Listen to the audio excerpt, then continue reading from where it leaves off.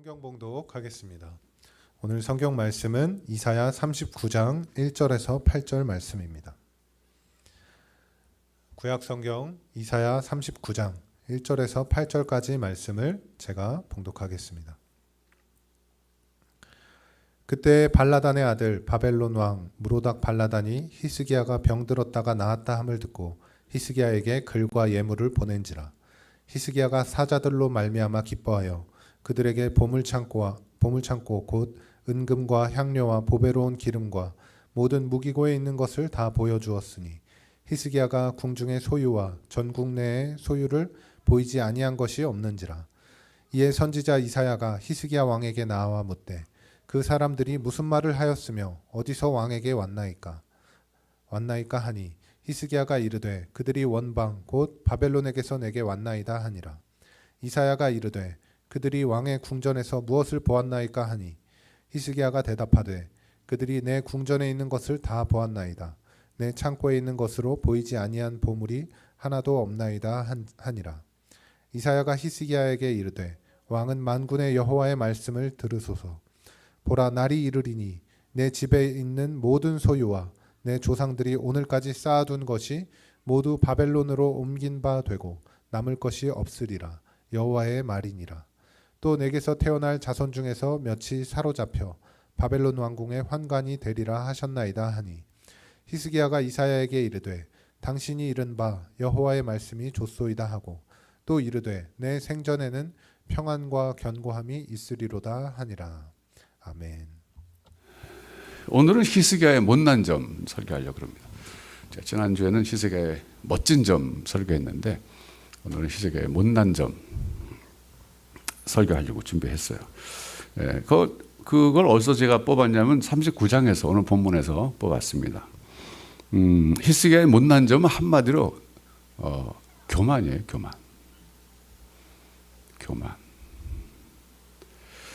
오늘 본문에 보면 그가 어떤 행동을 했는지가 소상히 나오는데 바벨론에서 사자가 왔을 때 재물을 자랑했어요.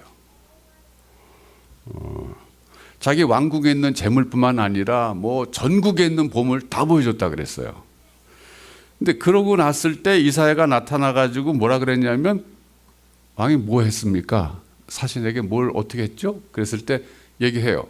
제가요 왕국에 있는 보물 다 보여줬고요. 전국에 있는 보물 재물 다 보여줬어요. 그랬을 때 이사야가 뭐라 그랬습니까? 잘했다 그랬어요? 잘못했다 그랬어요? 뭐 잘했다 잘못했다는 얘기 없지만 내용으로 볼 때는 잘못했습니다. 왕이. 그래서 결과적으로 앞으로 그 많은 재물들 보물들이 전부 바벨론으로 옮겨질 것이고 당신의 후손들 가운데서는 바벨론의 포로로 끌려가서 환관될 자손들이 나올 겁니다. 그랬어요. 이거 잘못됐다는 거죠. 그렇죠? 오늘 생각할 주제는 그거예요. 그게 그렇게 잘못일까? 여러분 서로 집을 이사 갔어요, 여러분이. 근데 아는 사람들이 왔어요. 친구들이 왔어요. 근데 집이 좀 좋은 집이에요. 구석구석 다 보여줬어요. 그거 잘못이에요? 그 가구도 다 보여줬어요. 내가 이거는 이태리에서 수입한 거고, 이 소파는 이태리제고, 뭐 저거는 뭐 프랑스제고, 그러면 다 보여줬어요. 그 잘못인가요, 그게? 그럴 수 있는 일이죠. 그렇죠? 근데 지금 상황이 어떤 상황이냐면 병이 났을 때 사신들이 축하 사절단으로 왔었던 때였습니다. 그러니까 여러분 아시겠습니다만은 이 히스기야가 병들어서 면벽 기도했잖아요. 하나님께 살려달라고. 하나님 제가 그래도 성실하게 하나님 섬겼잖아요. 그러면서 하나님을 설득하죠. 그래서 하나님이 그래 살려주겠다. 15년 더 살게 해주겠다. 그랬어요. 병이 났어요. 얼마나 감사해요. 이건 정말 하나님의 이적적인 간섭에 의한 치유였어요. 그랬을 때 바벨론에서 축하사절단을 보낸 거예요. 그래서 참 잘됐습니다. 왕 병 다 나셨죠? 그래 왔는데 그때 자기 모든 왕국에 있는 보물과 전국에 있는 보물이라고 했어요. 전국에 있는 보물 다 보여줬어요. 근데 그걸 이사야가 책망하는 거예요. 잘못했다. 제가 그래서 그거를요 이해하려고 굉장히 좀 노력을 해봤어요. 이게 뭐가 잘못일까? 이거는요 이해되는 행동이에요. 일단 이 배경을 좀 알아야 되는데, 이때 바벨론이 어떤 상태였냐면요, 아수르에 밀려 있었던 한 지방의 그 국가라고 볼 수 있어요. 우리식으로 말하면 옛날 삼국 시대 때, 고구려, 백제, 신라 시대 때 고구려가 제일 강성했잖아요. 그다음에 백제가 강성했죠. 제일 약했던 나라가 신라였죠. 말하자면 그 바벨론, 그 지금으로 말하면 그 이라크잖아요. 이라크 지역을 아수르와 바벨론이라고 나라가 공존했었는데, 아수르한테 바벨론 치여가지고 힘도 못 쓸 그런 상태였어요. 그러니까 말하자면 아수르가 마치 고구려 같은 강대한 나라고, 삼국시대 때 신라같이 작은 나라가 바벨론이었거든요. 그러니까 그때 바벨론은 호시탐탐 아수르를 무너뜨리고 자기네가 정권을 차지하려고 그냥 희망상으로 갖고 있었던 때였거든요. 그래서 그때 당시에 왜 사절단을 그러면 히스기야에게 보냈을까 했을 때 외교적 전략이었던 거예요. 동맹을 맺고자 함이었어요. 그러니까 히스기야가 속한 유대도 아수르의 위협 아래 있고, 자기네도 언제나 아수르의 위협 아래 있기 때문에 동맹을 맺어 갖고서는 같이 아수르를 쳐야 되겠다. 그래서 사절단을 보낸 거였습니다. 예. 그러니까 우리가 성경을 연구할 때 이런 주변 정세 이런 걸 전부 알아둘 필요가 있어요. 그런데 여러분, 그런데 그 사절단에게 자기 왕궁의 모든 보물들과 전국의 보물을 보여줬다는 것은 뭘 뜻한다고 생각하세요? 이건요, 단순한 자랑이 아니었어요. 쉽게 말하면 국력을 보여준 거였어요. 우리가 이 정도의 국력이 있습니다. 당신들이 지금 우리랑 동맹 맺기를 원한다는 거 모르겠어요? 히스기야가 알죠. 예. 그런데 지금 와갖고, 지금 왔는데 그럼 동맹을 맺어 상대인가를 알아보는 거 아니에요, 사절단은. 과연 동맹을 맺었을 때 우리에게 유리한가 불리한가. 그랬을 때 히스기야가 그걸 알고서 자기가 갖고 있는 모든 재력과 그 국력, 말하자면 뭐 병력까지 해서 모든 걸 다 보여준 거예요. 우리 이 정도입니다. 예. 이거는 외교적 차원에서 충분히 있을 수 있는 행동이잖아요. 그렇죠? 예. 그러니까 그것 자체가 잘못이라고 볼 수는 없어요. 충분히 이해가 되는 행동이었습니다. 자, 거기까지 가게 되면 이거 교만이 아니거든요, 그거는. 그러면 왜 이사야가 그렇게 책망했을까 했을 때, 그 다음 뭐가 실마리가 있어야 되는데, 그 힌트가 역대하 32장에 나와요. 이 힌트가 나와요. 역대하 32장 27절부터 31절까지 우리가 좀 봐야 됩니다. 자, 성경 좀 보여주세요.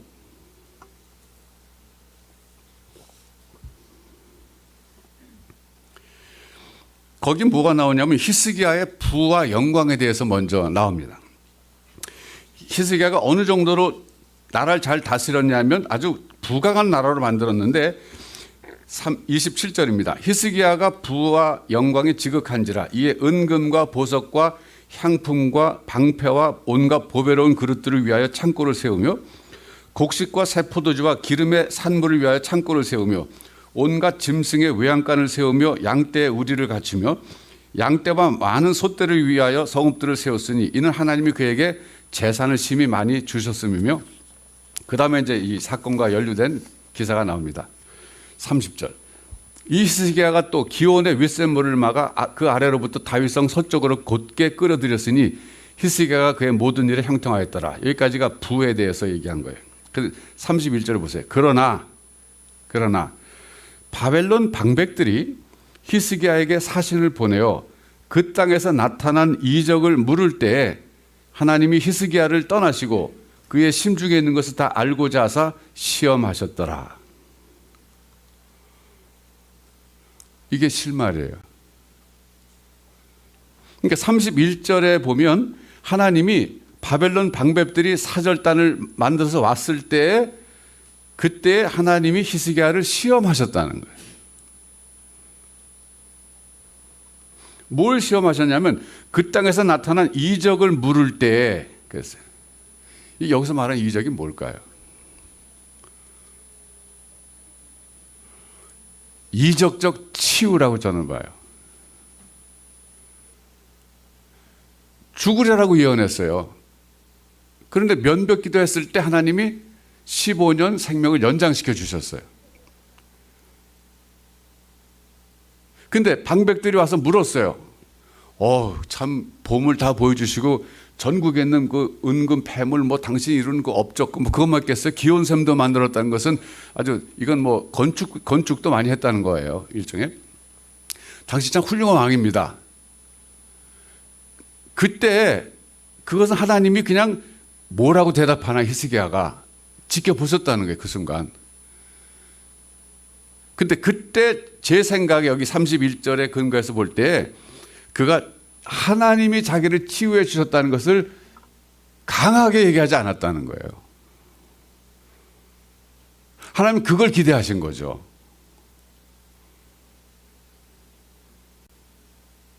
여러분 여기까지 좀 이해가 되세요? 네. 그러니까 지금 히스기야는 하나님 자기가 살려주셨다는 것보다도 사신들이 와서 당신 정말 통치 잘했습니다.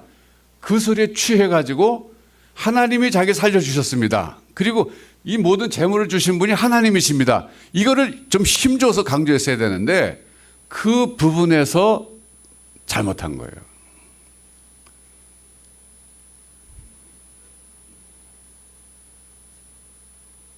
결국 이거 한 걸음 더 깊이 들어가서 보면요. 히스기야는 아수르로부터의 위협을 막을 방법으로 바벨론과의 동맹을 택했다고도 볼 수 있어요. 하나님이 자기를 살려주셨기 때문에 아수르로부터도 하나님이 자기를 구원해 주실 것이다. 이런 확신이 있어야 돼요. 왜냐하면 그 39장에 보면 하나님이 고쳐주실 때 상황 보면 하나님이 아수르로부터 너도 구원해 주시겠다 약속하시거든요. 예. 그러니까 하나님이 너를 아수르로부터 지켜주시고 너의 병도 고쳐주실 것이다 라고 말씀하셨는데도 불구하고 사신들이 왔을 때 그 점에 있어서 하나님이 한번 히스기야를 떠보신 건데 여기서 시험에서 낙방한 겁니다. 그 심중으로도 나는 이럴 때는 외교적으로 볼 때 바벨론과 동맹 맺는 것이 우리가 살 길이야 라고 더 깊이 있게 생각했던 거죠. 이게 그의 잘못이었어요. 이해가 안 되는 건 아니에요. 그러나 이해가 된다고 해서 잘한 건 아니죠.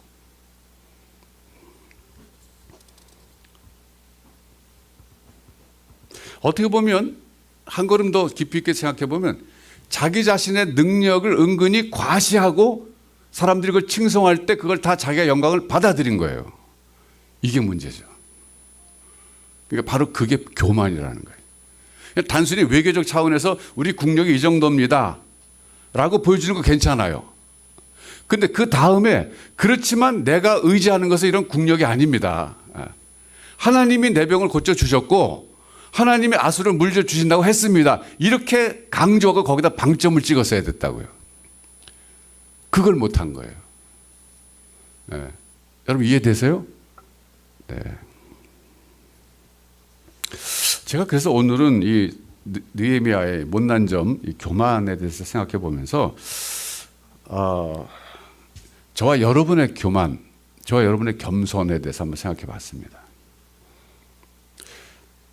제 나름대로 정리해 보니까 상황적 겸손이 있고 상황적 교만이 있더군요. 상황적 겸손, 상황적 교만. 히스기야에게 상황적 겸손은 병들어서 죽게 되었을 때 그때가 상황적 겸손이었어요. 그렇잖아요. 우리 여러분 살다가 그냥 몸이 약해지면 다 겸손하게 돼 있어요. 제가 좀 전에 우리 구분영 장로님이랑 같이 그 대화를 하면서 여기 잠깐 올라왔는데 같이 왔는데 굉장히 막 힘들어하더라고. 막 걷기도 힘들어하고 막 그랬어요. 그러면서 목사님 제가 이렇게 힘들어요. 그래서 운동을 안 해서 그래요. 그러더라고. 이제 50이 넘었잖아요. 벌써 그 장로님도. 그러니까 운동 안 하면 아직 굉장히 테니스 잘 치는 사람이거든요. 근데 제가 그래서 야 지금 테니스 잘 못 치겠네 그랬더니 지금 못 친대요. 그래서 그럼 겸손해져요. 그렇죠? 우리가 다 병들고 그럼 겸손해져요. 근데 병이 나면 다시 또 교만해져. 그러니까 상황적 겸손이 있어요. 상황적 교만은 히스기야에 나타난 게 언제였냐면은 결과적으로 볼 때 바벨론의 사자가 왔을 때 병이 났을 때 자기가 하나님의 은혜로 치유받았고 하나님의 능력으로 아수르로부터 구원받을 것이라고 말하지 않고 자기의 모든 재물과 능력과 국력을 보여주면서 과시했을 때 이게 상황적 교만이 된 거죠. 근데 여러분 또 다른 측면에서 볼 때 관계적 겸손이 있어요. 관계적. 저도 이거 많이 생각하다가 이 단어를 좀 쓰고 싶어서 쓰게 되는데, 관계적 겸손은요, 우선 관계적 교만도 있죠. 관계적 교만은 뭐냐면 다른 사람과 비교하면서 느끼는 우월감이라고 볼 수 있어요. 이런 거 많잖아요, 우리가. 제가 요즘에요 벤츠를 타고 다녀요. 네. 차 좋더라고요, 좋게는. 네. 왜 타냐면 제 차가 사고 났거든요. 네. 근데 저는 이제 혼다 어코드 2003년도 모델을 탔는데, 그게 2003년도 우리 저 배아가 미국에서 타던 차인데 지금 현재 시가로 얼마 나간지 아세요? 그게 투도어 혼다 어코드 2003년도 모델 무려 230만 원이 나가요. 근데 저는 그게 굉장히 좋아하는 차예요. 제가 우리 딸이 탔던 차고 뭐 어떤 미국에서 탔던 거 그냥 뭐 버리기 아까워서 하여튼 갖고 온 건데, 그런데 사고가 났어요. 그랬더니 어떻게 되냐면 이제 폐차하래, 폐차. 고치려면 한 1,000만 원 드니까 230만 원짜리 보험회사에서 상대방이 100% 잘못했거든요. 그러니까 저는 그랬지, 나는 폐차 못한다. 어떻게 이거 폐차하냐. 난 너무 억울하다.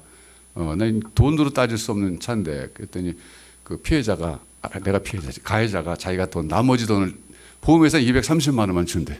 나머지는 그 사람이 다 내주겠다. 그래서 이제 고치고 있는데, 재미난 건 보험회사가 나에게 차를 빌려주겠다는 거예요. 그러더니 무슨 차냐 그러더니 혼다 어코드 3,000마력짜리 그리고 6기통. 그랬더니 그 벤츠에 해당된대요. 그래서 벤츠 제가 7천만 원짜리 타고 있어요 지금. 근데 사람들이 좋은 차 타고 다니면요 괜히 막 우쭐하잖아요. 이렇게. 어디 발레 파킹 같은 데 가면 그냥 뭐죠 그 프라이드 이런 거 조그만 차 타고 가면 거기다 세우든지 말든지 가세요 이러는데, 좋은 차 가면 막 조심해서 하고 그러잖아요. 막 관계적 교만이라는 것은 우리가 흔히 많이 느끼는 거예요.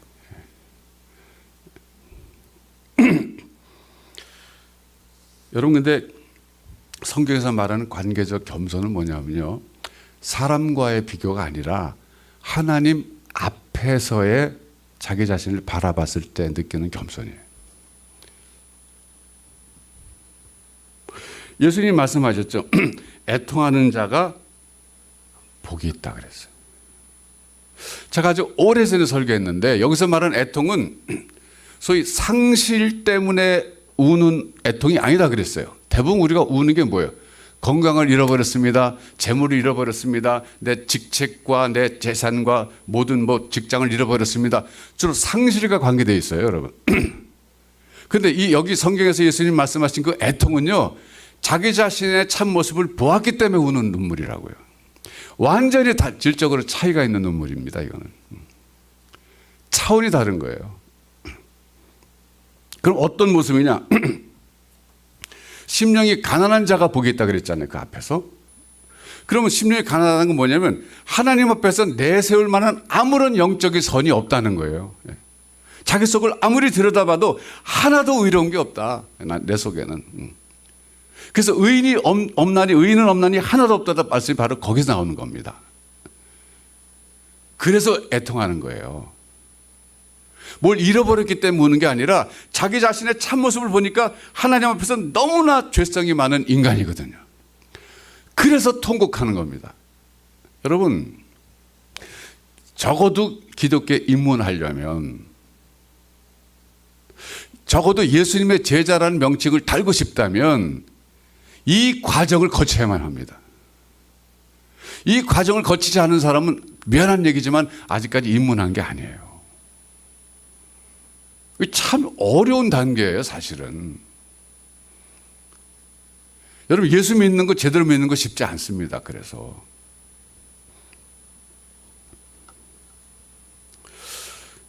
역사 속에서 보면 이 겸손을 강조한 분이 참 많아요. 예를 들어서 어거스틴 같은 경우, 아시잖아요. 그분 젊었을 때 방탕하고 막 그러다가 나중에 정말 성자처럼 살다 가신 분이잖아요. 그분이 어느 날 그 도스코로스라고 하는 사람인데, 도스코로스라고 하는 사람이 당시에 알렉산드리의 주교였답니다. 이분에게 쓴 편지가 전해져 오고 있는데, 그 편지 속에서 그에게 주는 충고가 있어요.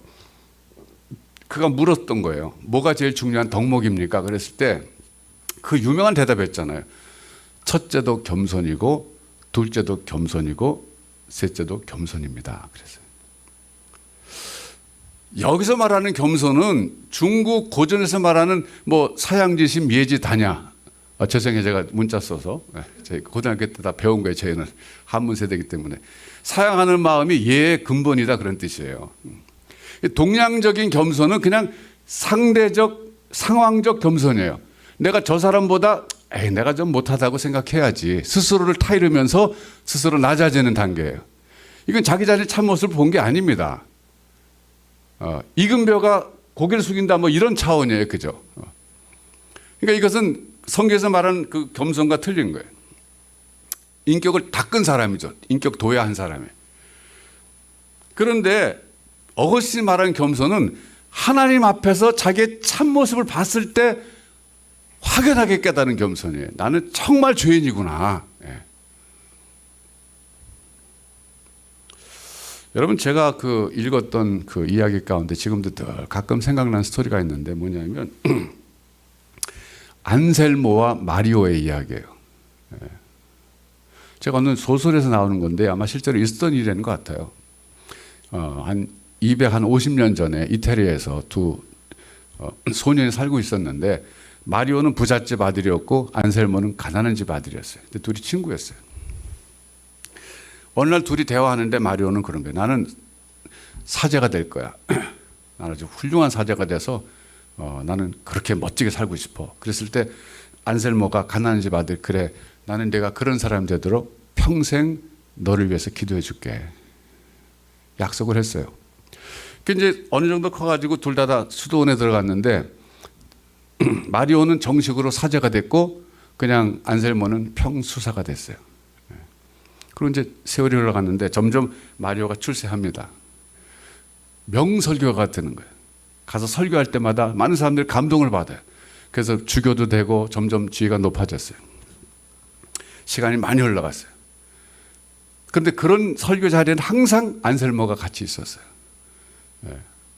사람들 틈에 껴서 조용히 앉아서 있는 모습이 늘 눈에 띄었는데, 정말 중요한 설교할 때가 됐었어요.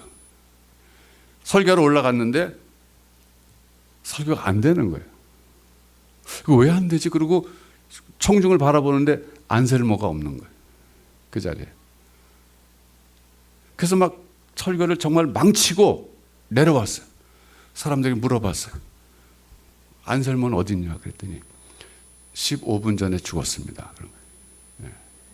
병들어서 못 나온 거였어요. 그때 마리오가 깨달은 게 뭐냐면, 나는 껍데기고 안셀모가 실체였구나. 내가 설교를 잘했던 것은 내가 잘나서가 아니라 안셀모의 기도 응답이었구나. 그걸 깨달았어요.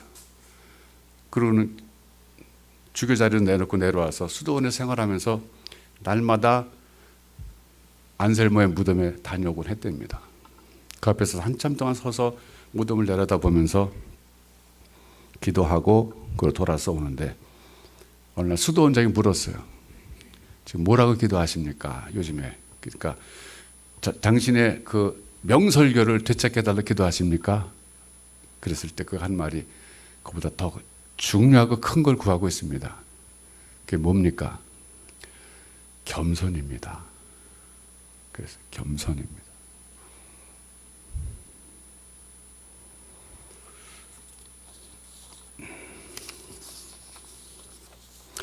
제가 이 애통하는 자가 복이 있다라고 하는 설교하는 것을 제가 연도를 따져보니까 91년도쯤 한 것 같아요. 할렐루야 교회에서 제가 소위 임시 당회장 했을 때 김상봉 목사님 오시기 90년도에 오셨으니까 제가 89년도쯤 설교를 했어요. 뭐 32살의 어린 나이로 임시 당회장이 돼가지고 설교를 하는데 이 마태복음 그 산상수훈 갖고 설교를 했어요. 제가 그때 은혜를 참 많이 받았어요. 준비하면서 은혜 많이 받고 제가 그때 팔복을 제대로 깨달았어요. 팔복은 8가지 복이 아니라 성숙한 영적으로 성숙한 사람의 8가지 특성이구나. 이걸 제가 깨닫고 정리했었어요. 그러면서 애통하는 자에 대해서 제가 연구하고 준비할 때도 그래 맞아 이거야. 예. 하나님 앞에서 자기 자신의 참 모습을 본 사람은 정말 겸손할 수 있어. 이건 뭐 동양에서 말하는 미더그릇의 겸손이 아니고 뭐 립 서비스로서 제가 뭘요? 제가 할 수 있습니까? 제가 아무것도 아닙니다. 이런 정도가 아니라 정말 하나님 앞에서 자기의 참 모습을 본 사람이 가질 수 있는 애통이구나. 예. 그때 제 자신을 봤을 때 제가 스스로 제 자신을 봤을 때 너는 그럼 애통하냐? 했을 때 애통했어요. 하나님 앞에서 애통했어요. 그래서 저는 그때 그냥 말로만 애통하는 사람이 보겠다 그런 게 아니라 제가 제 자신 느끼면서 그래 내가 하나님 앞에서 나는 내가 죄인인 것을 내가 봤어. 그래서 감사한 마음으로 제가 설교를 했던 기억이 나요. 그게 30여 년 전 일이었어요. 세월이 많이 흘러갔어요. 그 이후에도 제가 그 말씀은 잊을 수는 없죠. 애통에 대해서. 제가 30년이 흐른 다음에 지금 제 자신 들여다볼 때 제 모습은 어떤가. 그때보다 더 애통해야 될 사람인 걸 제가 보고 있어요. 그때 제가 애통하는 사람이 됐으면 지금쯤 좀 성숙해졌어야 되는데 30년이 지난 다음에 제가 제 자신 들어보니까 더 애통해야 될 사람이 되어 있는 거예요.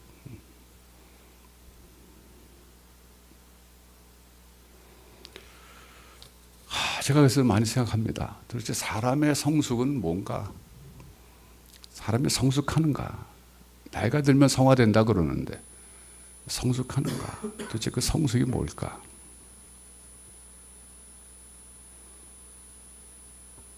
제가 조금 위로를 받는 게 있어요. 그건 사도 바울의 일생입니다.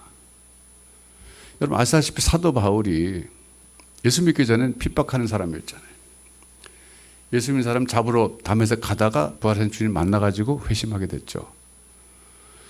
그리고 나서 그가 가진 정체성이 뭐냐면 사도로 부름 받았을 때 정체성은 자기가 사도 중에 가장 지극히 작은 사도다 그랬어요. 그 말은 겸손하잖아요. 시간이 흘러갔을 때 자기 자신의 정체성에 대해서 언급한 두 번째 얘기는 뭐냐면 자기는 성도 중에 가장 지극히 작은 성도입니다 그랬어요. 사도에서 한 단계 내려왔어요. 말년에 이르러서는 사도 바울이 자기의 정체성을 뭐라고 표현했습니까? 나는 죄인 중에 괴수입니다. 그랬어요. 전 그걸 이번에 다시 생각해 봤어요. 가만히 있어봐. 그분이 왜 그런 말씀 하셨을까? 물론 우리 다 알잖아요. 그렇죠?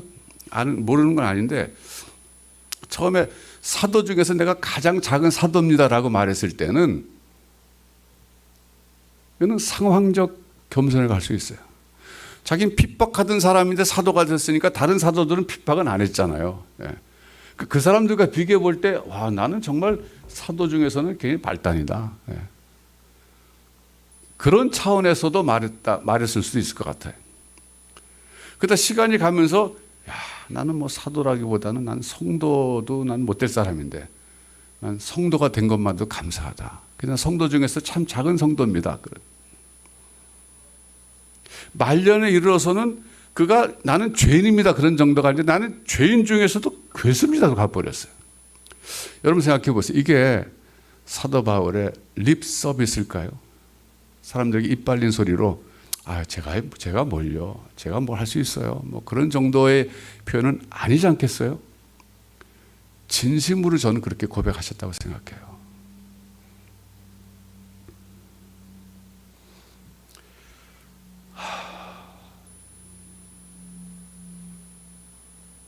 여러분은 스스로 성화되신다고 생각하십니까? 시간이 가면서 우리 그게 배웠잖아요. 믿음으로 의롭다함을 받는다 칭의. 그 다음에 성화 과정 거쳐서 마지막 영화에 이르게 되는데 영화는 이제 죽은 다음에 재림 마실 때 되는 거잖아요. 평생 우리 이제 성화되고 있는데 이 성화된다는 게 뭘까? 역설적이게도요. 정말 역설적입니다.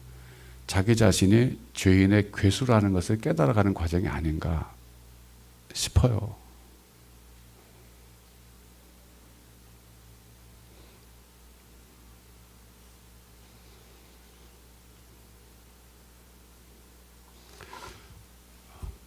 예수 믿는다는 거 쉽지 않습니다, 여러분. 쉽게 생각하지 마세요.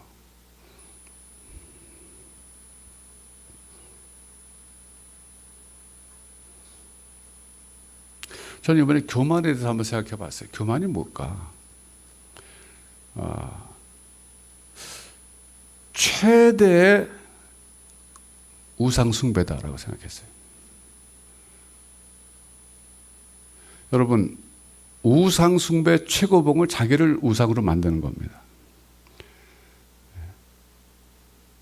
결국 우상숭배는 뭐냐면요, 그 우상을 이용해가지고 자기가 높아지겠다는 거예요.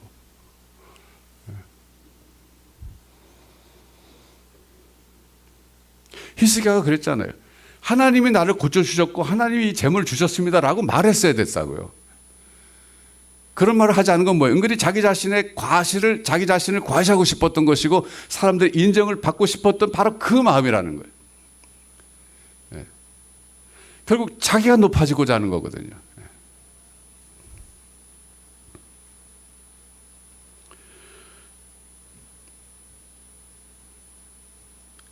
나의 최대 우상은 나 자신이에요. 나를 높이려고 하는 거예요, 결국은. 그래서 예수님이 나를 따라오려거든 내 자신을 부인하고 따라와라 그러신 거예요. 왜? 안 그러면 자기 자신이 우상이 되거든요, 우리는. 하나님이 아담이 선악을 알게 하는 나무를, 과실을 먹었을 때 뭐라고 평가하셨어요? 너 저 사람은 이제 선악을 아는 일이 우리와 같이 되었다 그랬거든요. 이게 무슨 뜻이에요? 여러분 생각해 보세요. 선악을 아는 일이 나쁜 일입니까? 아주 좋은 거예요, 여러분. Right or wrong을 구분할 수 있다는 것은 굉장히 성숙한 사람의 특징입니다. 그런데 거기서 선악을 아는 일에 우리와 같이 되었다는 건 뭐예요? 선악의 심판자가 됐다는 그런 뜻이에요. 그러니까 내가 하는 건 뭐든지 옳고 내가 하는 건 뭐든지 잘하는 일이다. 자기가 선악의 기준자가 된다는 뜻입니다. 그게 하나님처럼 된 거거든요. 그게 잘못됐다는 거예요. 그런데 교만이 뭐냐면 바로 그거예요. 내가 최고다는 거예요. 내가 하는 모든 건 옳고 다른 사람 하는 건 모든 건 틀렸다. 여러분, 죄송한 얘기지만 여러분, 우리 자신은 각자 하나님 앞에서 자기 자신의 참 모습을 보고 정말 깊이 절망하는 순간이 필요해요. 역설적인 얘기입니다. 이게 역설적이에요. 저는 시간이 가면서 30년이 흐른 다음에 제가 제 자신 들어볼 때 내가 과거보다 정말 나쁜 사람이구나. 정말 내 속에 이 뿌리 깊은 죄성. 정말 괴롭습니다. 너무 괴로워서 어떨 땐 제가 막 살 수가 없을 정도예요. 너무 괴로워서.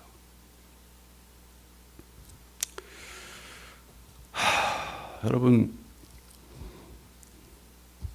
그러나 하나님 우리가 절망하기를 원치 않으세요. 희망을 주셨어요.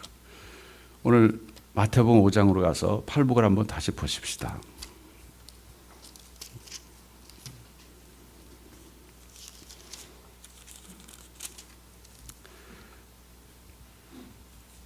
자, 하나하나 보세요. 예수께서 무리를 보시고 산에 올라가 앉으시니 제자들이 나온지라. 이거는 모세가 시내산에서 율법 받는 장면과 비슷해요. 입을 열어 가르쳐 이르시되 심령이 강한 자는 복이 있나니 천국이 그들의 것이며 애통하는 자는 복이 있나니 그들이 위로를 받을 것이며 온유한 자는 복이 있나니 그들이 땅을 기업으로 받을 것이며 의에 줄이고 목마른 자는 복이 있나니 그들이 배부를 것이며. 여기까지가요. 어떤 사람이 하나님 앞에서 자기 자신의 참모습을 보는 순간이에요. 여기까지가. 그 다음에 긍휼히 여기는 자는 복이 있나니 이건 이제 이 사람이요. 하나님 앞을 떠나서 이제 세상으로 나가는 거예요. 세상에 나가가지고 긍휼히 여기는 삶을 사는 거예요. 왜? 내가 하나님으로부터 긍휼히 여김을 받았거든요. 그리고 8절에서는 마음이 청결한 상태로 살아요. 이제 이중적 마음이 없어요. 그 다음에 화평하는 사람으로 살아갑니다. 그 다음에는 의를 위하여 박해를 받는 사람으로 살아가요. 그러니까 이 팔복의 모습 중에서 첫 번째부터 네 번째까지는 이 사람이 하나님 앞에서 자기 자신의 참 모습을 보는 그런 과정이고, 다섯 번째부터 여덟 번째까지는 하나님 앞을 떠나 세상에 나가서 이제는 하나님의 백성으로 살아가는 모습을 보여주는 거예요. 근데 여러분, 제가 우리가 절망하지 말자고 한 얘기 뭐냐면요, 이게 애통하는 자에서 끝났다면 우리는 절망할 수밖에 없어요. 세상에 살 게 없어요. 근데 놀랍게도 애통하는 자에서 끝나는 게 아니라 온유한 자를 거쳐서, 의에 줄고 목마른 자를 거쳐서 세상에 나가서 역설적으로 하나님의 백성답게 밝게 살아가는 모습을 보여주고 있어요.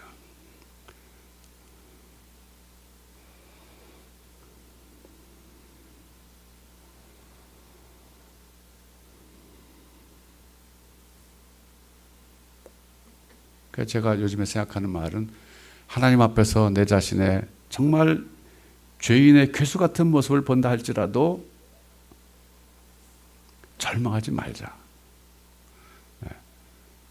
예수님 말씀하시기를 애통해서 끝나는 게 아니라 오히려 긍휼히 여기고 더 나가서 청결한 자로 살아가고 화평케 하는 삶을 살고 의를 위하여 핍박받는 삶을 살아라. 이렇게 말씀하고 계시는 겁니다.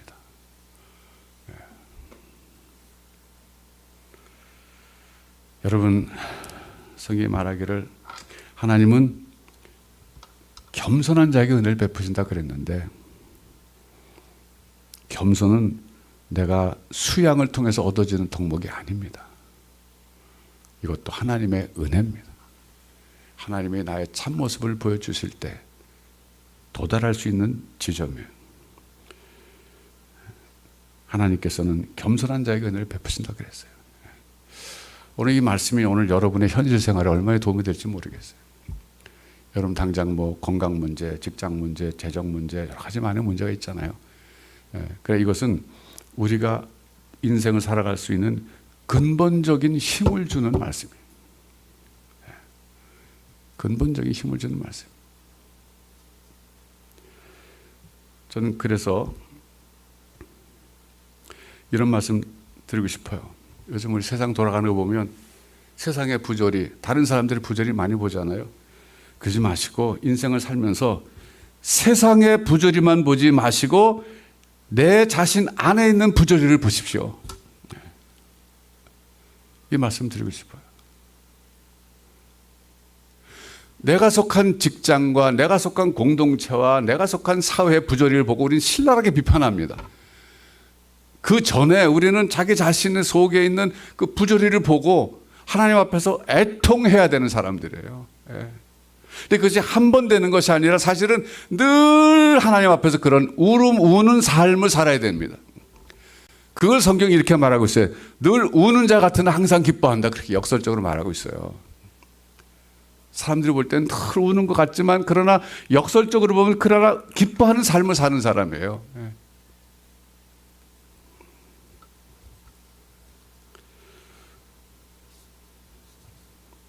그래서 오늘은 하나님 앞에서 우리가 겸손의 은혜를 구하는 시간이 되십시다. 하나님, 저에게 은혜를 주셔서 다른 사람의 부조리, 다른 사람의 문제점 보는 것 좀 그만 보게 하시고 이제는 내 속에 내 자신의 부조리, 나의 죄성, 이걸 좀 뼈저리게 보게 하셔서 하나님 앞에서 진정한 겸손한 사람으로 살아가게 해주세요. 이것이 우리 삶의 진정한 원동력이 될 수 있어요.